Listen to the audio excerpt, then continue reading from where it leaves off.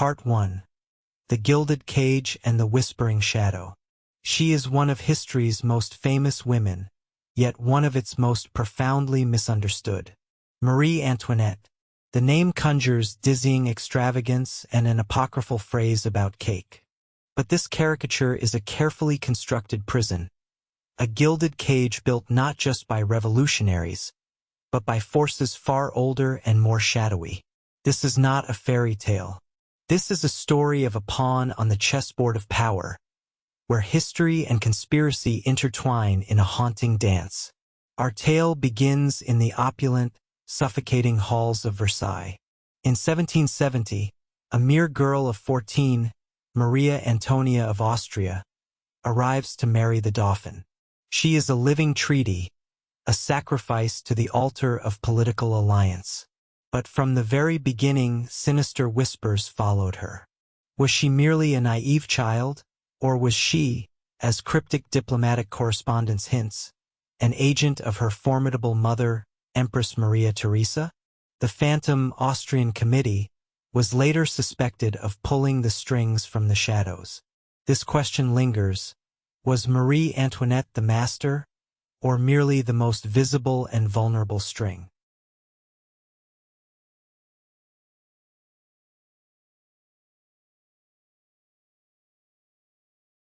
Part 2. The Mask of Scandal and the Echo of a Crime. Upon ascending the throne, the young queen became a lightning rod for public fury. Her every move was scrutinized, her every expense magnified. But one event stands as a monument to the conspiracy against her: the affair of the diamond necklace.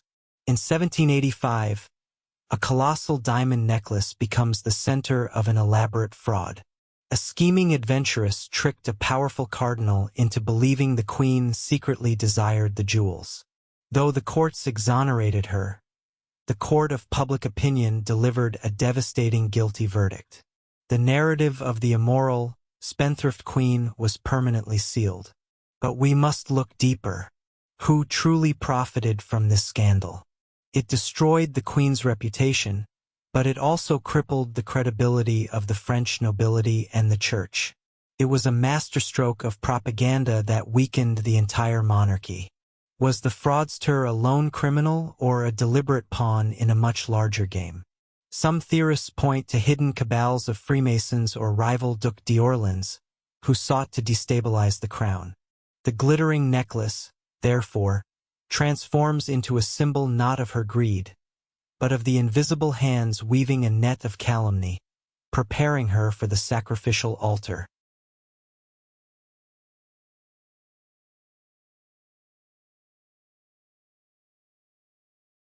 Part 3. The Prisoner and the Mysterious Chevalier.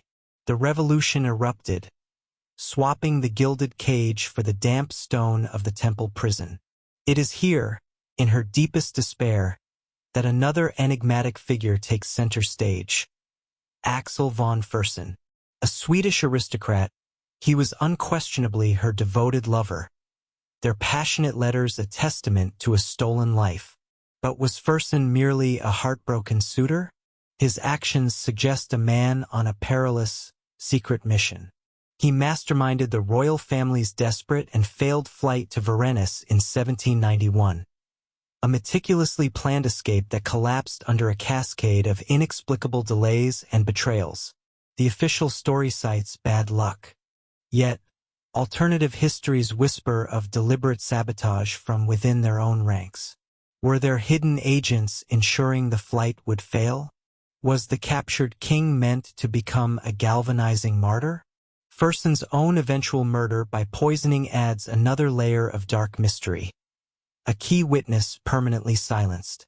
Every glimmer of hope, every plan for rescue, was systematically extinguished by unseen forces, as if her tragic fate was a non-negotiable plot point in the revolution's bloody script.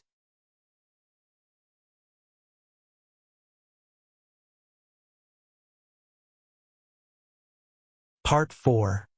The Sacrifice and the Unanswered Question. The end came with brutal, theatrical finality.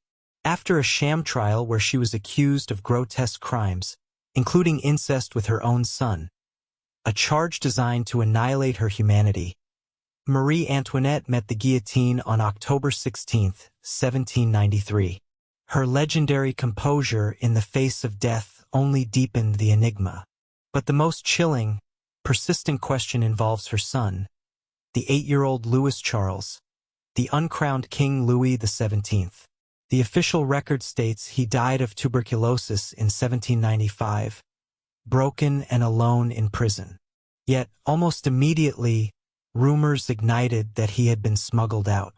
For decades, over 100 claimants emerged across Europe, each professing to be the lost dauphin.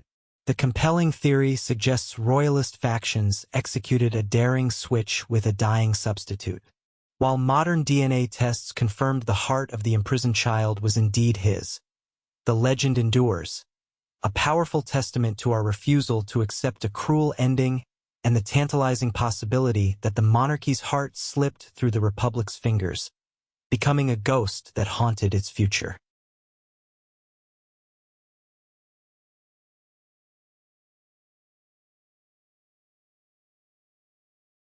Part 5. The Eternal Symbol and Our Search for Meaning. So, what is the ultimate truth of Marie Antoinette? She was undoubtedly a complex woman of her epoch, flawed and frivolous in youth, yet possessing a profound and dignified courage in her downfall. But the layers of conspiracy, the shadowy actors, and the inexplicable failures suggest her life was more than a simple personal tragedy. She was transformed into a potent symbol, and symbols are the most powerful weapons in any political war. Her story forces us to confront unsettling questions. How much of our accepted history is shaped by invisible networks and deliberate disinformation campaigns? How is a public figure meticulously crafted and then ruthlessly destroyed to serve a grand political narrative? The creation of Madame Deficit was a work of propaganda genius, a stark lesson in how easily truth can be sacrificed. The story of Marie Antoinette, therefore, is not merely about the end of a monarchy. It is a timeless exploration of the nature of power, the fragility of truth, and the dark art of narrative control. She remains an eternal ghost in the machine of history, a chilling reminder that behind the simple tales of villain and victim, there almost always lies a deeper, more complex, and infinitely more intriguing mystery.